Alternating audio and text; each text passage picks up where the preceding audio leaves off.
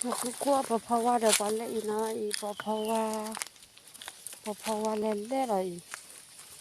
แน่เนี่ยเพราะว่าชอบเราแต่ดอดูดิอ่ะเนี่ยวายังดอดูว่าจะละมาตะเลยอันก็จะ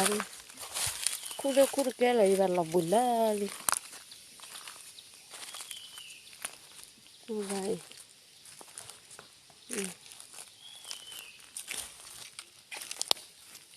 เพราะว่าเล่นเลยนู่นนี่ดิ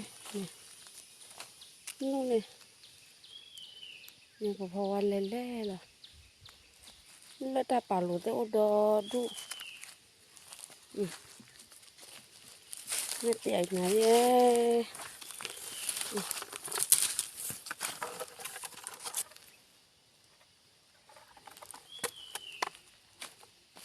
นี่แต่ป่าหลุดนะเพราะว่าเล่นเลยนี่อะไร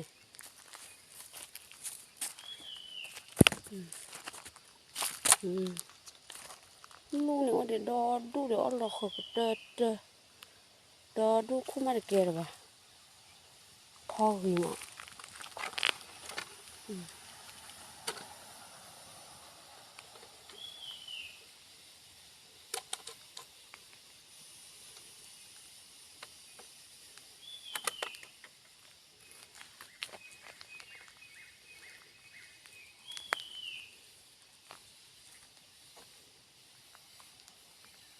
คือขั้วเพราะว่าดูแล้วมึงอย่าดูบ้านี่อันลูกตาลูกมาเนี่ย